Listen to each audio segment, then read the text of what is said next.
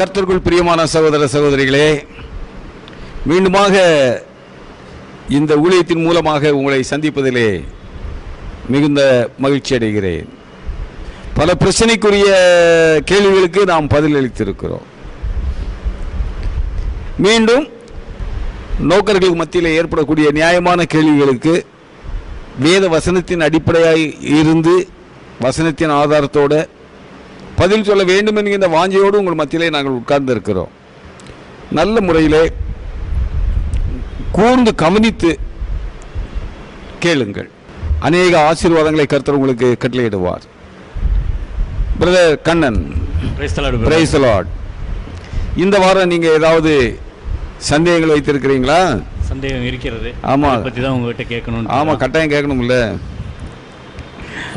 ஆண்டவராய் இயேசு கிறிஸ்து நிறைய இடத்துல என்னை பின்பற்றுங்கள்னு சொல்லியிருக்காரு. சரி, இப்போ அதாவது ஆண்டவராய் இயேசு கிறிஸ்து நம்ம எந்த விதத்தில் அவர் பின்பற்றணும் அப்படின்னு ஒரு தெளிவான விளக்கம் ஒரு தேவை. ஏன்னா நிறைய பேர் சந்தேகம் கேட்டிருக்காங்க. என்னன்னு, அவர் திருமணம் செய்யாமல் ஊழியம் செஞ்சாரு, அந்த மாதிரி அந்த விதத்தில் தான் அவரை பின்பற்றணும் நிறைய பேருக்கு ஒரு சந்தேகம் இருக்குது. அதனால் நம்ம ஆண்டவராய் இயேசு எந்த மாதிரி விதத்தில் அவர் பின்பற்றணுங்கிறது குறித்து ஒரு விளக்கமாக வேதத்தின்படி நீங்கள் சொன்னீங்கன்னா பிரயோஜனமாக இருக்கும். வசனத்தின் ஆதாரத்தின்படி. ஆமாம், உங்களுக்கு நான் அதுக்கு விளக்கம் தெரிவிக்க வேண்டும். ஆமாம், கர்த்தருக்கு ஸ்தோத்திரம் பிரதர். இந்த சந்தேகம் கேட்குறவங்கலாம் என்ன சொல்கிறாங்கன்னா, கல்யாணம் பண்ணாமல் இருக்கணும் அப்படின்னு சொல்லி நாங்கள் எல்லாரையும் சொல்லலை. சபையில் போதிக்கிறவங்க, சபையில் ஆவிக்குரிய ஊழியங்களை செய்கிறவங்க, இவங்கெல்லாம் திருமணம் பண்ணாமல் இருக்கணும், அதுதான் இயேசு கிறிஸ்துவை பின்பற்றுகிறதுன்னு நாங்கள் சொல்கிறோம் அப்படின்னு அநேகர் சொல்கிறாங்க. இவருடைய மதியினத்தை குறித்து நாம் என்ன சொல்வது? சபையை ஒருவன் வழிநடத்துகிறான், சபையிலே போதிக்கிறான் என்று சொன்னால் அவனுக்கு சொந்த குடும்பத்தை நடத்தக்கூடிய அனுபவம் இருக்க வேண்டும். ஒருவன் தன்னுடைய சொந்த குடும்பத்தை விசாரியாமல் போனால் அவன் சபையை எப்படி விசாரிப்பான்? 1 தீமோத்தேயு 5வது அதிகாரம் 8வது வசனம். 1 தீமோத்தேயு 5வது அதிகாரம் 8வது வசனம். ஒருவன் தன் சொந்த ஜனங்களையும் விசேஷமாக தன் வீட்டாரையும் விசாரியாமற் போனால் அவன் விசுவாசத்தை மறுதளித்தவனும் அவிசுவாசியிலும் கெட்டவனுமாயிருப்பான்.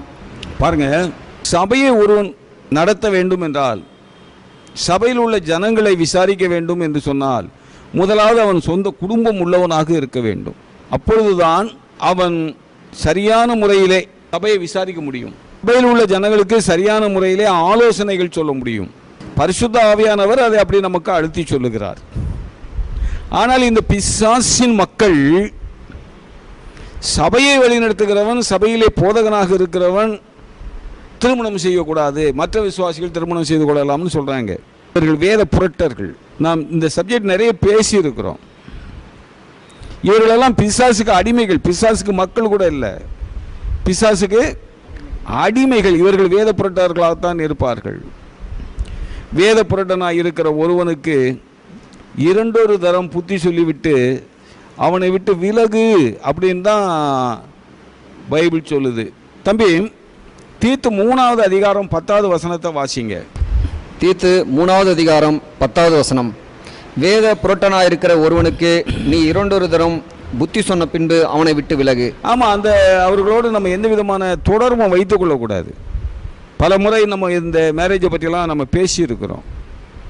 சபையை கண்காணிக்கிறவன் ஒரே மனைவியுடைய புருஷனாக இருக்க வேண்டும். அதாவது கண்காணினா யார்? சபையின் மூப்பன், சபைக்கு போதனை கொடுக்கிறவன், விசுவாசிகளை வழிநடத்துகிறவன். அவன் ஒரே மனைவியை உடைய புருஷனாக இருக்க வேண்டும் என்று சொல்லி வசனம் மிக தெளிவாக சொல்லுகிறது. இதெல்லாம் நம்ம பல முறை எடுத்து சொல்லிட்டோம். இந்த ஊழியத்திலேயே நம்ம பல முறை எடுத்து சொல்லிட்டோம். பின்னும் நம்ம என்ன சொல்கிறது, பின்னும் அவர்களுக்கு புரியவில்லை, பிரட்டி பேசுகிறாங்க அப்படின்னு சொன்னால் நாம் அவர்களை பற்றி கவலைப்பட வேண்டிய அவசியம் கிடையாது. 1 தீமோத்தேயு 3வது அதிகாரம் 1வது வசனத்திலிருந்து வாசிங்க. 1 தீமோத்தேயு 3வது அதிகாரம் 1வது வசனம் முதல். கண்காணிப்பை விரும்புகிறவன் நல்ல வேலையை விரும்புகிறான், இது உண்மையான வார்த்தை. ஆகையால் கண்காணியானவன் குற்றம் சாட்டப்படாதவனும் ஒரே மனைவியுடைய புருஷனும் ஜாக்கிரதை உள்ளவனும் தெளிந்த புத்தியுள்ளவனும் யோக்கியதை உள்ளவனும் அந்நீரை உபசரிக்கிறவனும் போதக சமர்த்தனமாய் இருக்க வேண்டும். அவன் மதுவான பிரியனும் அடிக்கிறவனும் இழிவான ஆதாயத்தை இச்சிக்கிறவனுமாயிராமல் பொறுமையுள்ளவனும் சண்டை பண்ணாதவனும் பண ஆசை இல்லாதவனுமாயிருந்து தன் சொந்த குடும்பத்தை நன்றாய் நடத்துகிறவனும் தன் பிள்ளைகளை சகல நல்லொழுக்கம் உள்ளவர்களாக கீழ்ப்படிய பண்ணுகிறவனுமாயிருக்க வேண்டும். இங்கே பாருங்க, 2வது வசனத்தில் ஒரே மனைவியுடைய புருஷன் எழுதியிருக்கு. ஒரே மனைவியுடைய புருஷன் அப்படின்னு எழுதியிருக்கு.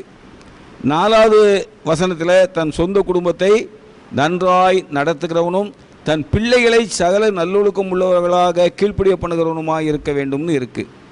5வது வசனத்தில் தன் சொந்த குடும்பத்தை நடத்த அறியாதிருந்தால் தேவனுடைய சபையை எப்படி விசாரிப்பான் இருக்கு. அப்போ தேவனுடைய சபையை விசாரிக்கிறவன், தேவனுடைய சபையிலே போதகத்தை கொடுக்கிறவன், தேவனுடைய சபையிலே மூப்பனாக இருந்து காரியங்களை செய்கிறவன், இவர்களெல்லாம் கட்டாயமான முறையில் ஒரே மனைவியுடைய புருஷர்களாக இருக்க வேண்டும். சாதாரண விசுவாசிகள்லாம் கல்யாணம் பண்ணிக்கலாம், போதகம் கொடுக்கிறவர்கள் ஊழியம் பண்ணுகிறவர்கள்லாம் கல்யாணம் பண்ணக்கூடாதுன்னு சொன்னால் இது என்ன சொல்லுவதுன்னே எனக்கு ஒன்றும் புரியல. அப்பட்டமான பொய்யர்கள் இதில் சந்தேகத்துக்கு இல்லாமல் இப்படி போதிக்கிறவங்க பிசாசுக்கு அடிமைகள் தான். இதையும் நான் சொல்லலை, வசனம் சொல்லுது. 1 தீமோத்தேயு 4வது அதிகாரம் 1, 2, 3. 1 தீமோத்தேயு 4வது அதிகாரம் 1, 2, 3 வசனங்கள். ஆகிலும் ஆவியானவர் வெளிப்படையாய் சொல்லுகிறபடி பிற்காலங்களிலே மனசாட்சியில் சூடுண்ட பொய்யருடைய மாயத்தினாலே சிலர் வஞ்சிக்கிற ஆவிகளுக்கும் பிசாசுகளின் உபதேசங்களுக்கும் செவி கொடுத்து விசுவாசத்தை விட்டு விலகி போவார்கள்.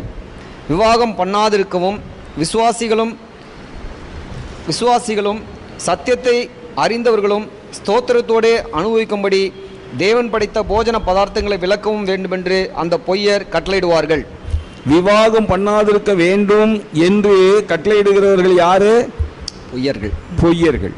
பொய்யர்கள் என்பது யாரு? பிசாசின் அடிமைகள். அப்போ பிசாசின் ஆவியோடு மூப்பர்கள், போதகர்கள், கர்த்தருடைய ஊழியம் செய்கிறவர்கள் திருமணம் செய்யக்கூடாது. ஏனென்றால் இயேசு கிறிஸ்து திருமணம் செய்யவில்லை அப்படின்னு சொன்னா இவர்களை என்ன கணக்கில் சேர்ப்பீங்க, என்ன லிஸ்டில் சேர்ப்பீங்க? கண்ணன், இப்படிப்பட்ட இந்த மாய்மாலமான பொய்யர்களுக்கு நம்ம பதில் சொல்லிக்கிட்டு இருந்தோம்னா நம்ம காலம் பூரா போதாது. நமக்கு நம்ம மறிக்கு வரைக்கும் இந்த பொய்யர்களுக்கு தான் நம்ம என்ன பண்ணணும்? பதில் சொல்லிக்கிட்டு இருக்கணும். இந்த மாய்மாலக்காரர்களுக்கு தான் பதில் சொல்லிக்கிட்டு இருக்கணும். அதனால தான் நான் ஏற்கனவே சொன்னபடி அப்படிப்பட்டவர்களை விட்டு விலகு அப்படின்னு எழுதியிருக்கு.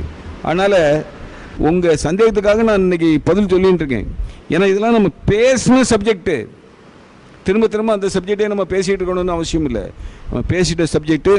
அதனால் கர்த்தருடைய சபையை நடத்தக்கூடிய, கர்த்தருடைய சபைக்கு போதனை கொடுக்கக்கூடிய, விசுவாசிகளுக்கு ஆலோசனைகளை கொடுக்கக்கூடிய, ஆவிக்குரிய பிரசங்கங்களை செய்யக்கூடியவர்கள் கட்டாயமான முறையில் திருமணம் செய்திருக்க வேண்டும். அவர்கள் பிள்ளை குட்டிகளை பெற்றவர்களாக இருக்க வேண்டும். அப்படித்தானே எழுதியிருக்கு. அவர்கள் என்ன எப்படிப்பட்ட பிள்ளைகள் இருக்கணும்? 4வது வசனம் வாசிங்க. 1 தீமோத்தேயு 3வது அதிகாரம் 4வது வசனம். 1 தீமோத்தேயு 3வது அதிகாரம் 4வது வசனம். தன் சொந்த குடும்பத்தை நன்றாய் நடத்துகிறவனும் தன் பிள்ளைகளை சகல நல்லொழுக்கம் உள்ளவர்களாக கீழ்ப்படியம் பண்ணுகிறவனுமாய் இருக்க வேண்டும். சொந்த குடும்பத்தை நன்றாய் நடத்துகிறவனும் தன்னுடைய பிள்ளைகளை சகல நல்லொழுக்கம் உள்ளவர்களாக கீழ்ப்படிய பண்ணுகிறவனுமாய் இருக்க வேண்டும். இப்போ என்ன, அப்போ கல்யாணம் பண்ணாம பிள்ளைகளை பற்றி சொல்றாங்களா? தன்னுடைய பிள்ளைகளை நல்லொழுக்கம் உள்ளவர்களாக கர்த்தருக்கு கீழ்ப்படிய பண்ணக்கூடியவர்களாக வளர்க்கணும் இருக்கு. ஆனால் அவன் கல்யாணம் பண்ணக்கூடாது. அப்போ அவன் எப்படி யாருக்கிட்ட பிள்ளை பார்த்துக்கிடுவான்? மதியினர்கள் தம்பி, மதியினர்கள். இது அவங்களுக்கு சொந்த குடும்பத்தை நன்றாய் விசாரிக்கணும். கண்ணன் திருமணம் செய்யாமல் இருக்க வேண்டும் என்று அந்த பொய்யர் கட்டளையிடுவார்கள். ஆனால் இப்படி மதியீனமான காரியங்கள் பேசுகிறவர்களை நாம் ஒரு பொருட்டாக எண்ணக்கூடாது. புரிஞ்சுதா? நல்லா புரிஞ்சுது பிரதர். அதே வசனங்கள் தான் தீத்துலையும் சொல்லப்பட்டிருக்கிறது. ஆணித்தரமா சொல்லி இருக்குது. தீத்து 1வது அதிகாரத்திலும் இருக்கு. 1வது அதிகாரத்தில் சொல்லப்பட்டிருக்கிறது. இதுக்கு என்ன அர்த்தம்னு கேட்டீங்கன்னா, எந்த ஒரு காரியமும் 2-3 சாட்சிகளின் வாக்கினால் உறுதிப்படுத்தப்படும்னு பழைய ஏற்பாட்டில் எழுதியிருக்கு, புதிய ஏற்பாட்டிலையும் எழுதியிருக்கு. நம்ம ஆண்டவரே சொல்லியிருக்காரு 2-3 சாட்சிகள் வேணும் அப்படின்னு சொல்லி. அப்போது 1 தீமோத்தேயு 3வது அதிகாரத்தில் மூப்பர்களுக்கு உண்டான தகுதியிலே சொல்லியிருக்கும் பொழுது அவன் ஒரே மனைவியை உடைய புருஷனும் அப்படின்னு எழுதியிருக்கு. தன் சொந்த குடும்பத்தை தன் பிள்ளைகளைலாம் எழுதியிருக்கு. அதே தான் தீத்து 1வது அதிகாரத்தில் எழுதியிருக்கு.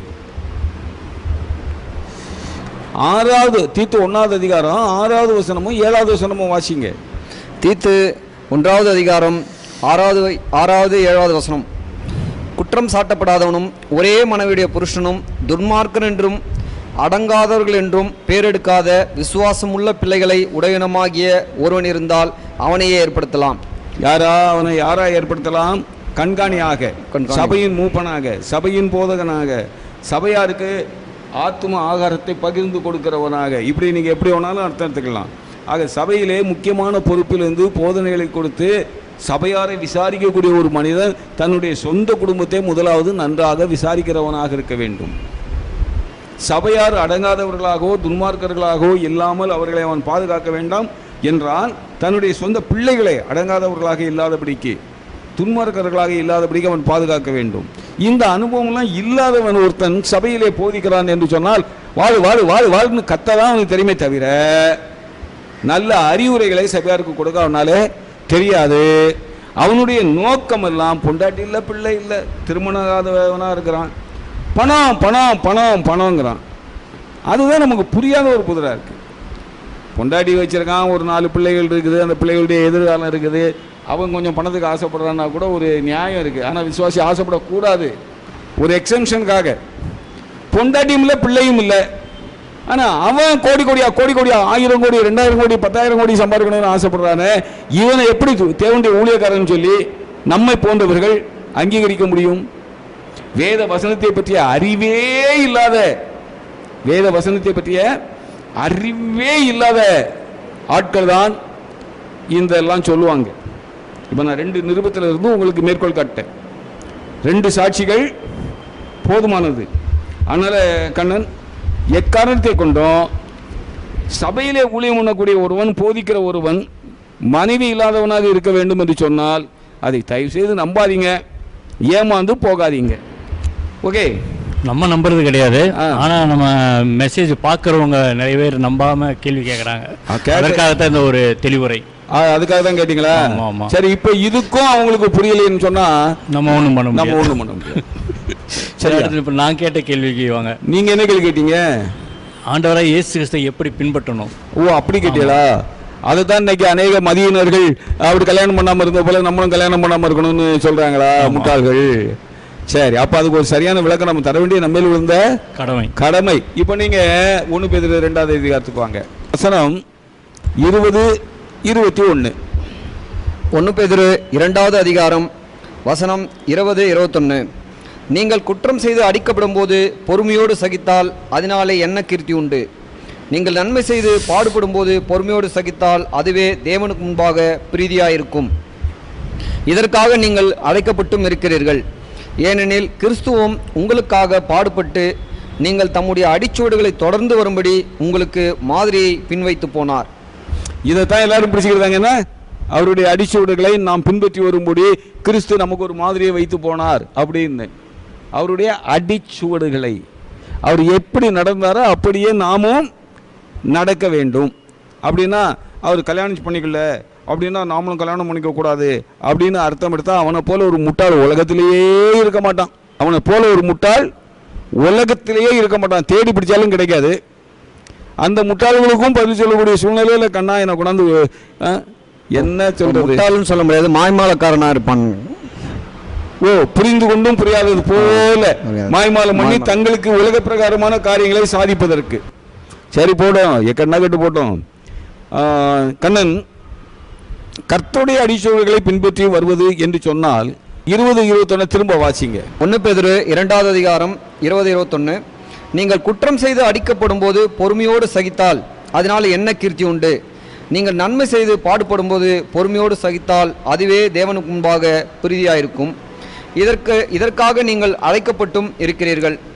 ஏனெனில் கிறிஸ்துவும் உங்களுக்காக பாடுபட்டு நீங்கள் தம்முடைய அடிச்சுவடுகளை தொடர்ந்து வரும்படி உங்களுக்கு மாதிரியை பின்வைத்து போனார். அதாவது நாம் குற்றம் செய்து அடிக்கப்படக்கூடாது.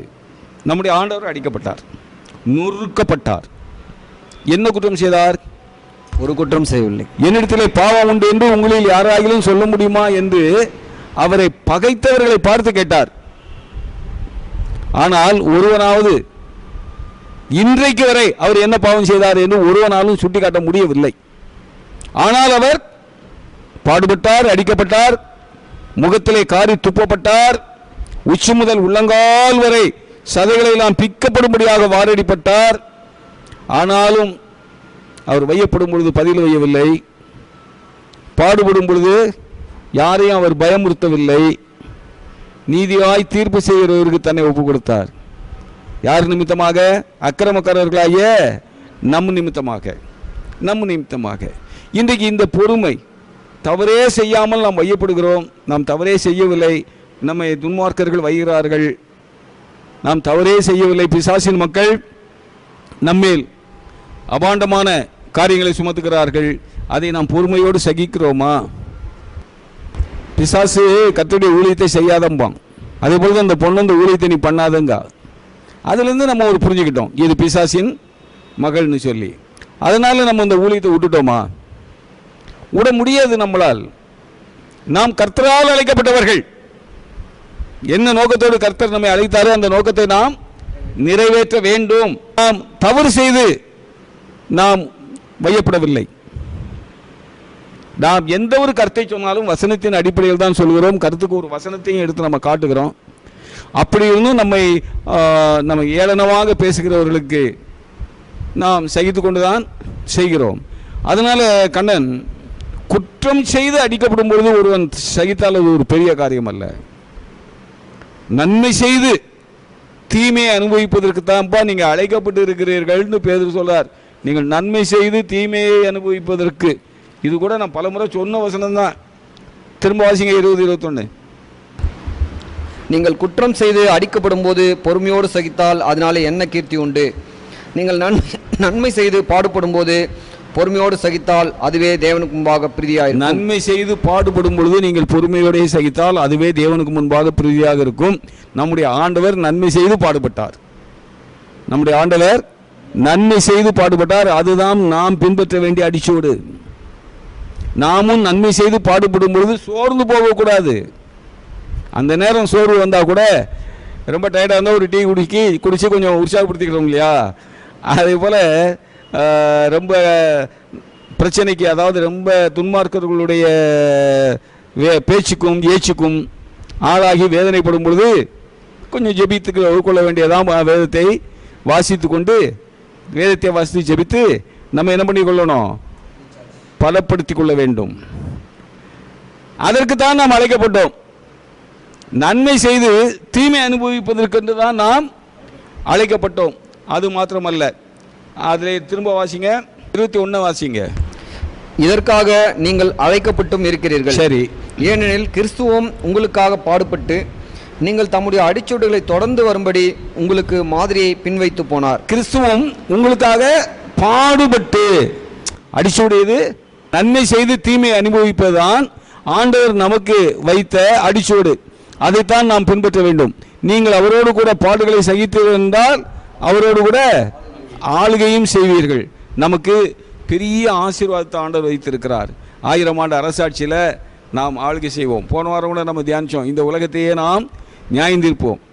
அந்த ஆசீர்வாதங்கள்லாம் நமக்கு கிடைக்கணும்னு சொன்னால் நாம் அவரோடு கூட பாடுகளை சகிக்க வேண்டும்.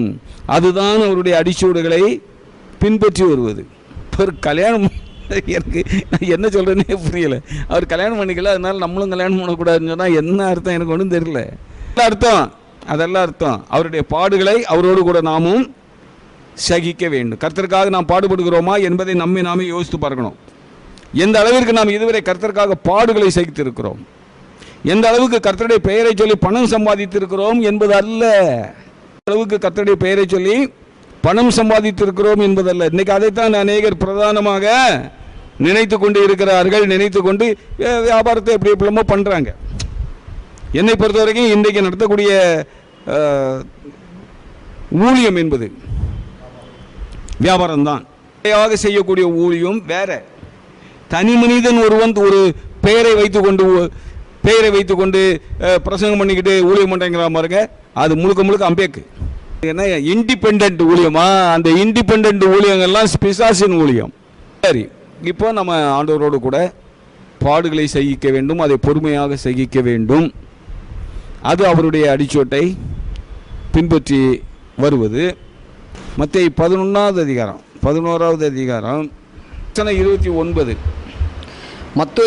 மத்தேயு 11வது அதிகாரம் 29வது வசனம். நான் சாந்தமும் மனத்தாழ்மையுமாய் இருக்கிறேன். என் நுகத்தை உங்கள் மேல் ஏற்றுக்கொண்டு என்னிடத்தில் கற்றுக்கொள்ளுங்கள், அப்பொழுது உங்கள் ஆத்மாக்களுக்கு இளைப்பாறுதல் கிடைக்கும். நான் சாந்தமும் மனத்தாழ்மையுமாய் இருக்கிறேன், என்னிடத்தில் கற்றுக்கொள்ளுங்கள். நாம் இன்றைக்கு கர்த்தருடைய வசனத்தின் அடிப்படையில் கற்றுக்கொள்கிறோமா, அல்லது இந்த ஊரை ஏமாத்துற பசங்க சொல்லக்கூடிய வார்த்தைகளை கேட்டுக்கிட்டு அதை நம்பிக்கிட்டு இருக்கோமா? யோசிக்கணும். கர்த்தர் சாந்தமும் மனத்தாழ்மையுமாய் இருந்தார். அதைத்தான் நமக்கும் அவர் கற்பித்தார். என்னுடைய அடிச்சுவடுகளை பின்பற்றுனா என் பிள்ளை என்று சொல்லிக்கொள்ளக்கூடிய நீ சாந்தமாக இரு, மனத்தாழ்மையாக இரு. சாந்தத்தோடு இரு, மனத்தாழ்மையாக இரு. பிலிப்பியருக்கு எழுதிய நிருபத்திலே அப்போஸ்தலனாகிய பவுல் எழுதுகிறார், கிறிஸ்து இயேசுவில் இருந்த சிந்தையே உங்களிலும் இருக்க கடவுது அப்படின்னு எழுதுகிறார். அவருடைய கிறிஸ்து இயேசுவில் இருந்த சிந்தை என்ன? அவர் தேவனுக்கு பிலிப்பியர் எடுங்க தம்பி. பிலிப்பியர் 2வது அதிகாரத்தில் நீங்கள் என்ன பண்ணுறீங்கன்னா வசனம் 5ஐயும் 6ஐயும் வாசிக்கிறீங்க. பிலிப்பியர் 2வது அதிகாரம் 5, 6 வசனம். கிறிஸ்து இயேசுவில் இருந்த சிந்தையே உங்களிலும் இருக்க கடவுது. அவர் தேவனுடைய ரூபமாயிருந்தும் தேவனுக்கு சமமாயிருப்பதை கொள்ளையாடின பொருளாக எண்ணாமல் தம்மை தாமே வெறுமையாக்கி அடிமையின் ரூபம் எடுத்து மனுஷ சாயலானார். இப்போ பாருங்க, ஆண்டவர் தேவனுக்கு சமமாக இருந்தார். அவரே தேவன். அதெல்லாம் நம்ம நம்ம தியானிச்சிருக்கோம். இயேசு கிறிஸ்துவே மெய்யான தேவனும் நித்திய ஜீவனுமாய் இருக்கிறார். 1 யோவான் 5வது அதிகாரம் 20வது வசனத்தை வாசிங்க. 1 யோவான் 5வது அதிகாரம் 20வது வசனம். அன்றியும் நாம் சத்தியமுள்ளவரை அறிந்து கொள்வதற்கு தேவனுடைய குமாரன் வந்து நமக்கு புத்தியை தந்திருக்கிறார் என்று அறிவோம். அவருடைய குமாரனாகிய இயேசு கிறிஸ்து எனப்பட்ட சத்தியமுள்ளவருக்குள்ளும் இருக்கிறோம். இவரே மெய்யான தேவனும் நித்திய ஜீவனுமாய் இருக்கிறார். இங்கே இவரேங்கிறது யாருன்னு உங்களுக்கு தெளிவாக தெரியுது இல்லையா? அவருடைய குமாரனாகிய இயேசு கிறிஸ்துக்குள்ளும் இவரே நித்திய ஜீவன். அப்போ ஆண்டவராகிய இயேசு கிறிஸ்துவே நித்திய ஜீவனும் என்ன எழுதியிருக்கு? மெய்யான தேவனும் நித்திய ஜீவனுமாய் இருக்கிறார். இயேசு கிறிஸ்துவே மெய்யான தேவன். அவர் மெய்யான தேவனாக இருந்தும் பரலோகத்திலே அந்த மகிமையிலே வீற்றிருப்பதை அவர் கொள்ளையாடின பொருளாக எண்ணாமல் அடிமையின் ரூபம் எடுத்தார், மனித சாயலானார், தன்னுடைய மகிமையெல்லாம் விட்டுவிட்டார். சாதாரண ஒரு மனிதனாக இந்த பூமிக்கு வந்தார். சாதாரண மனிதனாக இந்த பூமிக்கு வந்ததோடு மாத்திரமல்ல, பாவிகளுடைய ஸ்தானத்திலே நின்றார். பாவிகளுடைய ஸ்தானத்திலே நின்றது மாத்திரமல்ல, வையப்பட்டார், அடிக்கப்பட்டார், துப்பப்பட்டார், வாரினால் அடித்து அவருடைய சரீரம் உச்சி முதல் உள்ளங்கால் வரை பிக்கப்பட்டது. இத்தனை பாடுகளையும் அவர் சகித்தார். எதற்காக? நம்மை ரட்சிப்பதற்காக. சாந்தமும் மனத்தாழ்மையுமாக இருந்தார். இங்கே பார்க்கும் பொழுது அவருடைய நிலைமை எப்படி இருக்கிறது? இங்கே பார்க்கும் பொழுது அவருடைய நிலைமை எப்படி இருக்கிறது? மகிமையிலே வீற்றிருப்பதை எண்ணவில்லை. ஆனால் கர்த்தருடைய பிள்ளைகளாகிய நாம் பின்பற்ற வேண்டிய அடிச்சோடு அதுதான். உலகம் நம்மளை பகைக்கத்தான் செய்யும். ஏனென்றால் நம்முடைய ஆண்டவரை இந்த உலகம் நேசிக்கவில்லை. நம்முடைய ஆண்டவரை இந்த உலகம் பகைத்தது. அதனால் நம்மையும் இந்த உலகம் பகைத்தான் செய்யும்.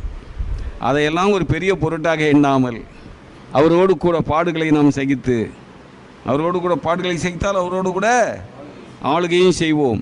இந்த அறிவெல்லாம் வைத்துக்கொண்டு நாம் கர்த்தருடைய ஊழியத்தை செய்கிறோமா?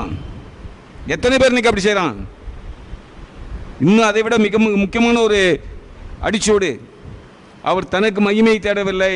அவர் தனக்கு மகிமை தேடவில்லை. யோவான் 8வது அதிகாரம் 50வது வசனத்தை வாசிங்க. யோவான் 8வது அதிகாரம் 50வது வசனம். நான் எனக்கு மகிமை தேடுகிறதில்லை, அதை தேடி நியாயம் தீர்க்கிறவர் ஒருவர் இருக்கிறார். ஒருவன் என் வார்த்தையை கை கொண்டால். சரி, போதும். நான் எனக்கு மகிமையை தேடுகிறது இல்லை. அதுதான் இப்போ இதில் பிரதானமானது. பரலோகத்தின் தேவனே தனக்கு மகிமை அவர் தேடவில்லை, தன் பிதாவுக்கு மகிமை தேடினார்.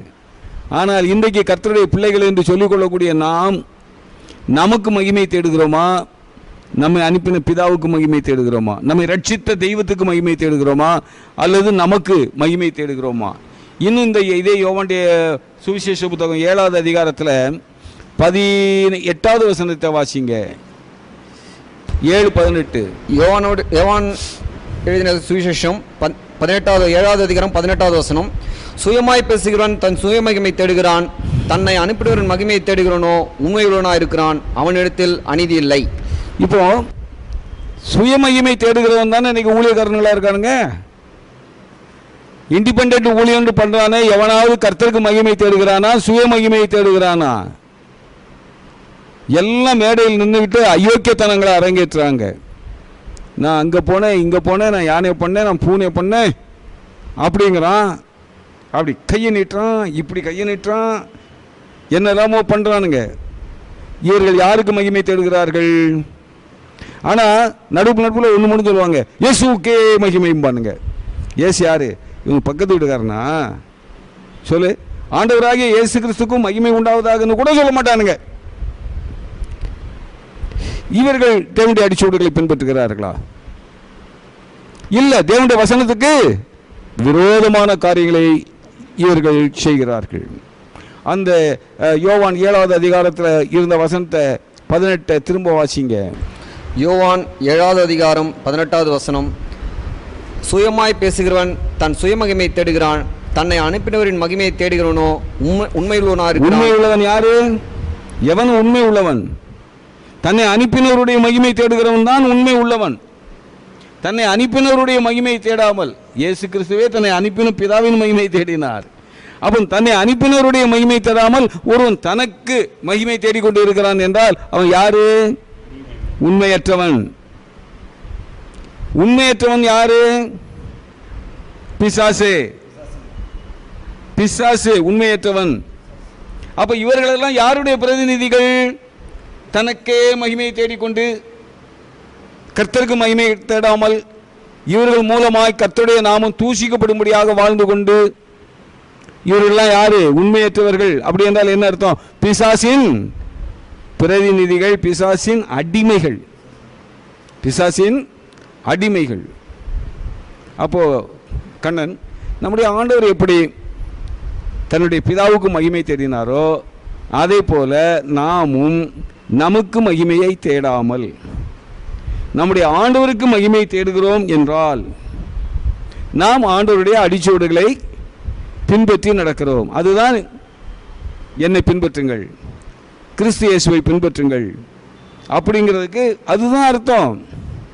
அதை விட்டுட்டு அவர் கல்யாணம் பண்ணிக்கல, அதனால தான் நானும் கல்யாணம் பண்ணிக்கலன்னு சொன்னால் அவர் சிலுவையில் அறையப்பட்டார், அப்போ நீ சிலுவையில் அறையப்படணும் இல்லை?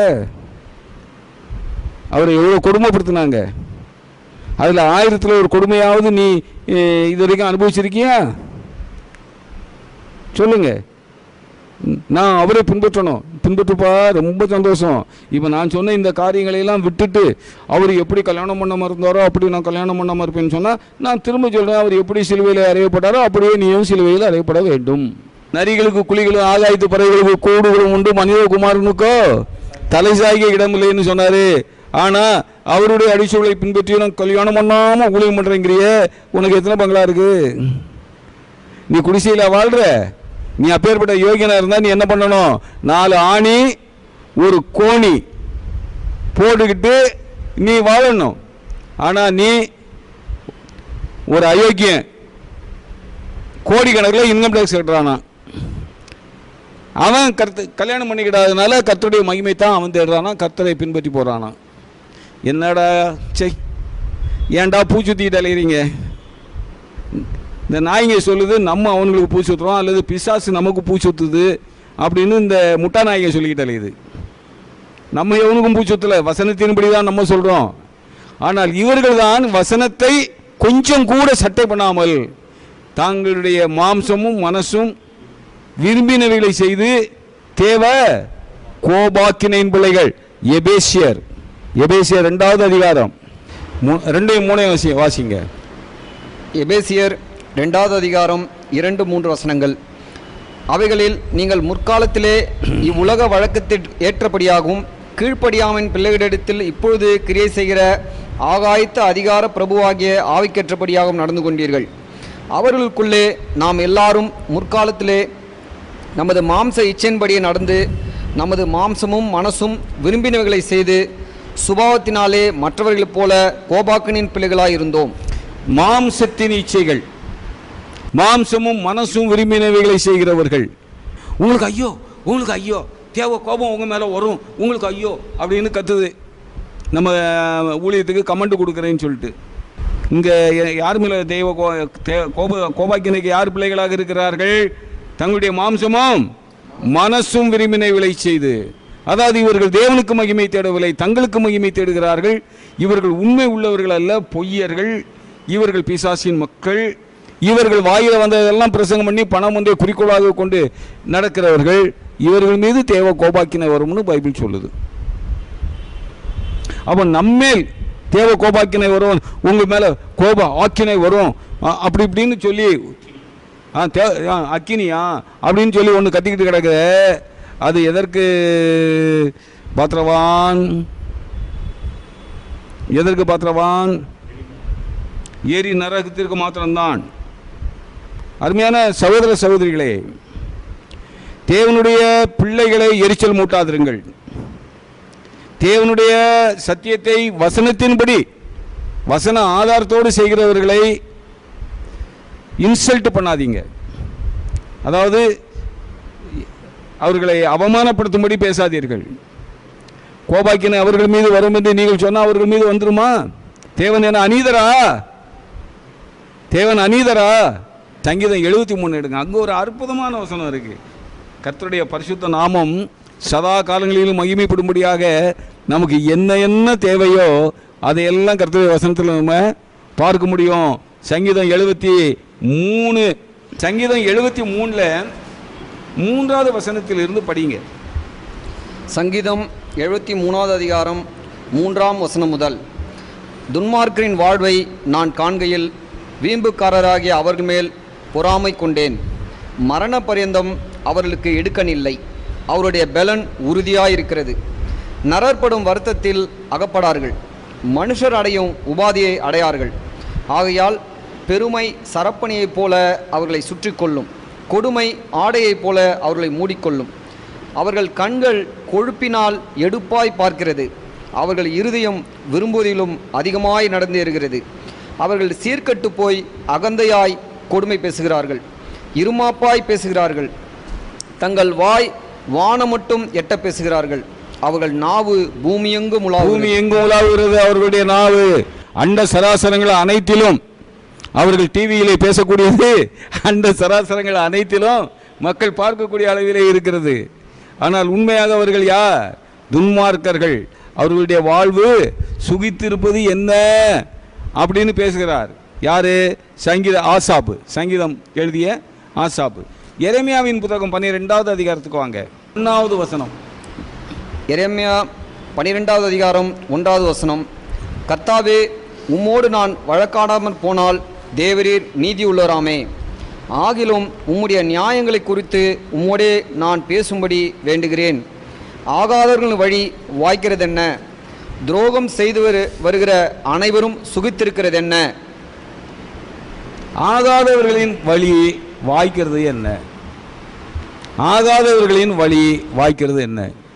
எரேமியா கேட்கிறார். எரேமியா கர்த்தருக்காக உண்மையாக பிரயாசப்பட்டு பாடுபட்டு ஊழியம் செய்த ஒரு உத்தம ஊழியக்காரன். அவருடைய இருதயமே சோர்ந்து போய்விட்டது. அதனால் ஆண்டவரிடத்திலே அவர் ஒரு கேள்வி கேட்கிறார். ஆகாதவர்களின் வழி வாய்க்கிறது என்ன? ஆகாதவர்களின் வழி வாய்க்கிறது என்ன? துரோகம் செய்து வருகிற அனைவரும் சுகித்து இருக்கிறது என்ன? 2வது வசனத்தையும் வாசிங்க. எரேமியா 12வது அதிகாரம் 2வது வசனம். நீர் அவர்களை நாட்டினீர், வேர் பற்றி தேறி போனார்கள், கனியும் கொடுக்கிறார்கள், நீர் அவர்களை வாய்க்கு சமீபமும் அவர்கள் உள்ளிருதயங்களுக்கு தூரமாயிருக்கிறீர். வேர் பற்றி தேறி போனார்கள். உங்க பேரை சொல்லி சொல்லி சொல்லி சொல்லி வேர் பற்றி நல்ல தேறி போனார்கள். ஆனால் இப்பொழுது நிலைமை என்ன? நீர் அவர்களுடைய வாய்க்கு சமீபமும் அவருடைய உள்ளிந்திரியங்களுக்கோ தூரமாய் போனீர். அதைத்தான் ஏசாயா சொன்னார், இந்த ஜனங்கள் தங்களுடைய உதடுகளினாலே என்னை கனம் பண்ணுகிறார்கள், அவர்களுடைய உள்ளமோ என்னை விட்டு தூரமாய் விலகி இருக்கிறது. சரியா? இப்போ இந்த யோபு கூட கொஞ்சம் பேசுறார். யோபு 21வது அதிகாரம் 7வது வசனம் 8. யோபு 21வது அதிகாரம் 7லிருந்து வாசிங்க. 7லிருந்து, துன்மார்க்கர் ஜீவித்து விருத்தராகி வல்லவராவானேன், அவர்களோட கூட அவர்கள் சந்ததியார் அவர்களுக்கு முன்பாகவும் அவர்கள் பிள்ளைகள் அவர்கள் கண்களுக்கு முன்பாகவும் திடப்படுகிறார்கள். வாசிங்க வாசிங்க. அவர்கள் வீடுகள் பயமில்லாமல் பத்திரப்பட்டிருக்கும், தேவனுடைய மிலாறு அவர்கள் மேல் வருகிறதில்லை. அவருடைய எருது பொழிந்தால் வீணாய் போகாது, அவருடைய பசு சினை அழியாமல் ஈனுகிறது. அவர்கள் தங்கள் குழந்தைகளை ஒரு மந்தையைப் போல வெளியே போக விடுகிறார்கள். அவர்கள் பிள்ளைகள் குதித்து விளையாடுகிறார்கள். அவர்கள் தம்புரையும் சுரமண்டலத்தையும் எடுத்து பாடி கிண்ணறத்தின் ஓசைக்கு சந்தோஷப்படுகிறார்கள். அவர்கள் செல்வவான்களாய் தங்கள் நாட்களை போக்கி ஒரு க்ஷணப்பொழுதிலே பாதாளத்தில் இறங்குகிறார்கள். நீ மேல படிச்சுக்கிட்டு வந்ததெல்லாம் நினைச்சு அவங்க மேல எதுவும் பொறாம பற்றாத. அவர்கள் செல்வவான்களாய் தங்களுடைய நாட்களை போக்குகிறார்கள், ஆனால் ஒரு க்ஷணப்பொழுதிலே அவர்கள் பாதாளத்தில் இறங்குகிறார்கள். ஆண்டவருடைய வார்த்தை அவருடைய வாய்க்கு சமீபமாக இருக்கிறது, அவருடைய இதயத்திற்கு தூரமாக இருக்கிறது. அவங்க பிள்ளை குட்டி எல்லாமே இந்த டிவி ஊழியத்தில் பார்த்தீங்கன்னா சரி, புருஷன் பொண்டாட்டி மேடையில் உட்காந்துப்பாங்க, பிள்ளை குட்டிகளெல்லாம் டான்ஸ் ஆடும். புருஷன் போதகம் கொடுப்பாரு, பொண்டாட்டி தலையை மூடாமல் பக்கத்தில் உட்காந்துருப்பா. போதகம் முடித்த உடனே பொண்டாட்டி வந்து நின்று ஜெபம் பண்ணுவா. எவ்வளவோ அயோக்கியத்தனங்கள் இந்த டிவியில் பார்க்கக்கூடிய ஊழியங்களில் இருக்கு. எவ்வளவோ அயோக்கியத்தனங்கள். அவர்களை கண்டு நீ பொறாமைப்படாதே. அவர்கள் செல்வவான்களாய் வாழ்கிறார்கள், ஒரு க்ஷணப்பொழுதிலே பாதாளத்தில் இறங்குவார்கள் அப்படின்னு யோபு சொல்றார். எரேமியா சொன்னதை படித்தோம், சங்கீதக்காரர் ஆசாப்பு சொன்னதை படித்தோம். இப்போ இதெல்லாம் வச்சுக்கிட்டு அப்போஸ்தலனாகிய பவுல் ஒரு கன்க்ளூஷனுக்கு வராரு. ரோமர் 9வது அதிகாரம் 22, 23. ரோமர் 9வது அதிகாரம் 22, 23வது வசனம். தேவன் தமது கோபத்தை காண்பிக்கவும் தமது வல்லமையை தெரிவிக்கவும் தாம் மகிமைக்காக எத்தனமாக்கின கிருபா பாத்திரங்கள் மேல் தம்முடைய மகிமையின் ஐஸ்வர்யத்தை தெரியப்படுத்தவும் சித்தமாய் அழிவுக்கு எத்தனமாக்கப்பட்ட கோபாக்கினை பாத்திரங்கள் மேல் மிகவும் நீடிய சாந்தத்தோடு பொறுமையாய் இருந்தாரானால் உனக்கென்ன? இப்போ நம்ம ஆண்டவர்கிட்ட கேட்குறோம், ஆண்டவரே எவ்வளோ பாடுகளுக்கு மத்தியில் நாங்கள் உங்கள் ஊழியத்தை பண்ணுறோம், நாங்கள் இந்த உலக ஆதாயத்துக்காக உங்களுடைய ஊழியத்தை பண்ணலையே ஆண்டவரே, உங்களுடைய நல்ல நாமத்திற்கு மகிமை சேர்க்கும்படியாகத்தானே நாங்கள் இந்த ஊழியத்தை நாங்கள் பண்ணுறோம். ஆனால் நாங்களோ வையப்படுகிறோம், நாங்கள் துன்பப்படுகிறோம், எங்களுடைய இருதயம் உடைந்து போகும்படியாக துன்மார்க்கர்கள் எங்களை விமர்சிக்கிறாங்க. ஆனால் பணம் ஒன்றையே குறிக்கோளாக வைத்து கர்த்தருடைய வார்த்தையை வியாபார பொருளாக்கி, கர்த்தரையே வியாபார பொருளாக்கி ஊழியம்ங்கிற பேரில் அயோக்கியத்தனம் பண்ணக்கூடிய துன்மார்க்கர்கள் சுகமாய் வாழ்ந்து சுகித்து இருக்கிறார்கள். அந்த ஆகாதவர்களுடைய வழி நன்றாகவே வாய்க்கிறது, செல்வவான்களாய் வாழ்கிறார்கள். ஏன் இதையெல்லாம் நீர் பார்க்க மாட்டீரா ஆண்டவரே? இவர்களையெல்லாம் நீர் அடக்கி போட மாட்டீரா? உங்களுடைய நாமம் தூசிக்கப்படுகிறதே புறஜாதி ஜனங்களுக்குள்ள, அதை பார்க்குறப்போ எங்களுக்கு எவ்வளவு வேதனையாக இருக்கிறது ஆண்டவரே அப்படின்னு ஆண்டவருடைய சமூகத்தில் கெஞ்சும் பொழுது அப்போஸ்தலனாகிய பவுலை விட்டு இந்த ரோமருக்கு எழுதிய நிருபம் 9வது அதிகாரத்தில் அவர் கோபாக்கினை பாத்திரங்கள் மீது, அழிவுக்கு எத்தனம் ஆக்கப்பட்ட கோபாக்கினை பாத்திரங்களின் மேல் மிகவும் நீடிய சாந்தத்தோடைய பொறுமையாக இருந்தாரானால் உனக்கு என்ன? உன் தகப்பன் பொறுமையாக இருக்கிறாரு, நீ ஏன்டா சொல்ற? என்ன தகப்பன்ட்ட முறையிடுறோம், ஐயா இது நியாயமா ஐயா அப்படின்ட்டு. பொறுமையாக இரு, உனக்கு என்ன குறைச்சல்? 4 பேர் தூசிக்கிறாங்க, என்ன தூசிக்கல? அதுக்காக நீ பாடுபட்டால் ஆளுகை செய்வ. அவரோடு கூட பாடுகளை செய்தோம் என்றால் அவரோடு கூட ஆளுகையும் செய்வ. அவங்களுடைய வாழ்க்கை இந்த பூமியிலேப்பா சடுதியிலே பாதாளத்தில் இறங்குவார்கள். அவர்களுக்கு கோபாக்கினை நாள் ஒன்று இருக்கிறது, ஆக்கினை திருப்பு கொடுக்கக்கூடிய நாள் ஒன்று இருக்கிறது. இப்போ இங்கே பூமியில் இருக்கிறது வரைக்கும் இல்லாத ஃப்ராடுலாம் பண்ணுவாங்க. நான் பரலோகத்தில் போனேன், அதை பார்த்தேன், இதை பார்த்தேன், நரகத்துக்கு போனேன். போக வேண்டிய இடம் எதுங்கிறத ஆண்டவர் அவங்களுக்கு காமிக்கிறாரு. டே ஒழுங்காயிரு, இல்லை அப்போனா நீ வந்து சேரக்கூடிய இடம் இதுவாக தான் இருக்குன்ட்டு. அப்போ கூட அவங்க மனம் திரும்ப மாட்டேங்கிறாங்க. பிசாசின் மக்கள் ஒரு நாளைக்கு மனம் திரும்புவது கஷ்டம். அவர்கள் கடினப்பட்டு போன இருதயம் உடையவர்கள். அவங்க மேலே நான் பொறுமையாக இருக்கிறேன். உனக்கு என்னப்பா, நீ உனக்கு விட்ட ஊழியத்தை நீ பாரு அப்படின்னு ஆண்டவர் சொல்கிறார். அப்போது கர்த்தருடைய அடிச்சுவடுகளை பின்பற்றி வர வேண்டும். என்னை பின்பற்றுங்கள்னு ஆண்டவர் சொன்னார்னு சொன்னால், நான் கல்யாணம் பண்ணாமல் இருந்தேன் அதனால் நீங்களும் கல்யாணம் பண்ணாதீங்கடான்னு சொன்னார்னா எதுக்கையா பொம்பளைங்களை படைச்சிங்க? பூமியில் மக்கள் மந்தையிலே ஆடுகள் பெருகுகிறது போல மனிதர்களுக்குள்ளே ஜனங்களை பெருக பண்ணுவேன்னு ஒரு வசனம் இருக்குது. எந்த விதத்திலையும் ஆண்டவருடைய வார்த்தைகள் மனிதன் திருமணம் செய்யாமல் இருக்க வேண்டும் என்று சொல்லவில்லை. கொரிந்தியரில் ஒரு சில வசனங்கள் இருக்கு. திருமணம் பண்ணிக்கிட்டவன் பொண்டாட்டிக்கு எப்படி நல்லவனாக இருக்கலாம்னு நினைப்பான். 7வது அதிகாரம். திருமணம் செய்யாமல் இருக்கவன் கர்த்தருக்கு எப்படி நல்லவனாக இருக்கலாம்னு நினைப்பான் அப்படின்னு அப்போஸ்தலனாகிய பவுல் எழுதி வைத்திருக்கிறார். பேர் அதை பற்றி எழுதுறப்போ எழுதுறாரு, பவுல் பேசுறது சில சமயம் எனக்கு ஒன்றுமே புரிய மாட்டுக்கு பாருங்கிறாரு. 2 பேர் 3வது அதிகாரம் 15-16. 2 பேதுரு 3வது அதிகாரம் 15-16 வசனம். மேலும் நம்முடைய கர்த்தரின் நீடிய பொறுமையை இரட்சிப்பென்று எண்ணுங்கள். நமக்கு பிரியமான சகோதரனுடைய பவுலும் தனக்கு அருளப்பட்ட ஞானத்தினாலே இப்படியே உங்களுக்கு எழுதியிருக்கிறான். எல்லா நிருபங்களிலும் இவைகளை குறித்து பேசியிருக்கிறான். அவன் சொன்னவைகளில் சில காரியங்கள் அறிகிறதுக்கு அரிதாயிருக்கிறது. அவன் சொன்னவைகளில் சில காரியங்கள் அறிகிறதுக்கு அரிதாயிருக்கிறது. முதல் சீசன், பிரதான சீசன் பவுலுக்கே பேதுருவுக்கே அப்போஸ்தலனாகிய பேதுரு எழுதக்கூடிய கருத்துக்கள் அறிகிறதுக்கு அரிதாக இருக்கான். அதனால் அந்த கொரிந்தியருக்கு எழுதிய நிருபத்தில் அவர் கல்யாணம் பண்ண பொண்டாட்டிக்கு பிரியமாக இருக்கலான்னு பார்ப்பான், கல்யாணம் பண்ணாதவன் கர்த்தருக்கு பிரியமாக இருக்கலான்னு பார்ப்பான் அப்படின்லாம் அவர் சொல்லியிருக்காரு. பார்த்தீங்களா? அதெல்லாம் அவர் என்ன அர்த்தத்தோடு சொன்னாரோ, அவருடைய உள்ளத்தில் அவர் என்ன சிந்தனையாடு சொன்னாரோ பவுலுக்கே பேதுருவுக்கே புரியலை. உங்களுக்கும் எனக்குமா புரிய போகுது? கர்த்தர் ஒரு நாளில் அதை நமக்கு வெளிப்படுத்துவார். ஆனால் ஒன்று மட்டும் நிச்சயம், திருமணம் பண்ணாமல் நான் ஊழியம் செய்வேன் என்று சொல்லுகிறது அந்த பொய்யர் கட்டளை இடுவார்கள்னு 1 4வது அதிகாரத்தில் பார்த்தோம். அது பொய்யர்களுடைய கட்டளை. பொய்யர்கள் என்பவர்கள் பிசாசு. அதனால் திருமணம் செய்யாமல் ஊழியம் பண்ணணும் அப்படிங்கிறதெல்லாம் பிசாசின் உபதேசம், பிசாசின் உபதேசம்.